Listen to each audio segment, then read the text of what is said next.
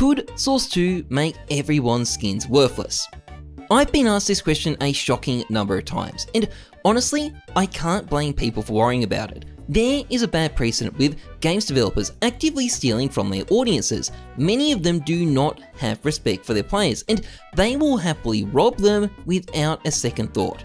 And while Valve might have a relatively good reputation, it is understandable that many people don't trust them. So in this video, we're going to take a serious look at this question and hopefully answer a lot of the concerns people have. Now, this video is sponsored by SkinsMonkey. SkinsMonkey is a site where you can quickly and easily trade your CSGO skins. Just log in through Steam, add your trade link, and you're good to go. Just select the skins you want to trade and you'll have a trade offer within seconds. Any excess will be added to your balance, and if the skin you want isn't tradable, it can be reserved for you until it is. There's also a built-in high-definition inspect feature, and if you're topping up, make sure to use the code Heyzeus to get an extra 5% bonus on the balance you deposit. Now, on top of this, the site also hosts daily, weekly, and monthly giveaways, so even if you don't have skins, there is something here for you to check out. Great site, recommend having a look, link is in the description.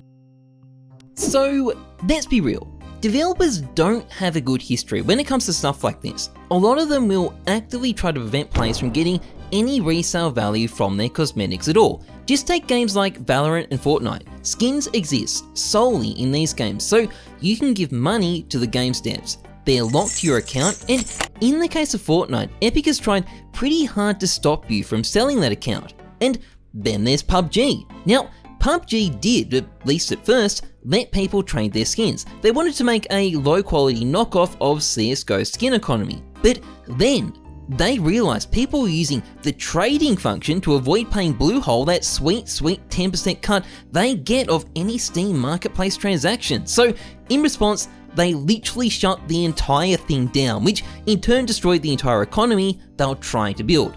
They literally poured petrol on the entire thing and set it on fire, just to prevent players from escaping with a tiny sliver of their profits. And of course, these are the people who haven't tried to sneak in sleazy pay-to-win shit. Isn't that right, Todd? Anyway, it's little wonder that in this environment, players aren't the most trusting. And this is where we come to Valve, the company we don't hate too much. Now, for a long time, there's been rumors that they're going to update CSGO to Source 2. Historically, these rumors have never gone anywhere, but recently, they have been particularly pervasive, which is why this question keeps on coming up. What this hypothetical Source 2 update will even do isn't even necessarily fully clear, but nonetheless, there is a lot of interest, and one of the possibilities that's currently being dangled over CSGO is that the game might even undergo a full rebrand. And this is kind of where I think the anxiety mostly comes from, because if Valve decided to rebrand CSGO, what if they decided to nuke everyone's skins in the process and replace them with CSGO Skins 2.0 or some kind of shit like that? I mean, EA would definitely do it. What's stopping Valve from doing it as well? Wouldn't they make tons of money as everyone buys new skins? Well, let's have a look at what would happen if they actually tried to do this. So, it's release day for Source 2. CSGO has been rebranded to just be Counter-Strike, good change honestly, and CSGO's engine has been revolutionized, or more likely just changed a little bit and most players can't actually notice the difference. But anyway, Valve announced that as part of this, your skins are obsolete. Maybe they're trade locked, maybe they're relegated to a legacy version of CSGO that's not supported anymore, but either way, they can't be used in Counter-Strike. If you want Counter-Strike skins, you're going to have to open the new Counter-Strike cases. Now, despite there being a lot of well-known whale accounts out there with hundreds of thousands of dollars of skins, your average skin owner is more in the $1,000 to $1,000 range, and to most of these players, this is a lot of money. I'm often buying stuff for people who need the money for a car or for their school or something like that, and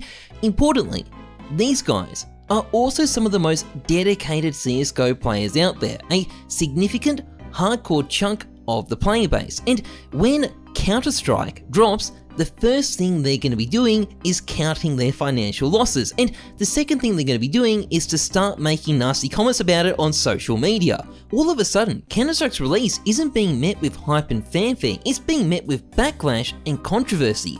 journalists get to work writing up articles on the unfolding outrage. Jake Lucky basically has his Christmas come early, and at best, the release will be incredibly divisive. It'll be a massive shadow cast on Counter-Strike's big day. But what happens next is even worse. CSGO relies on loot boxes to fund the game. Now, don't get me wrong, Valve make shitloads of money, but fundamentally, cases are how the sausage gets made. Now, most people that open cases are people who just get dropped them and can't resist the temptation to take them for a bit of a spin. But why do they do that?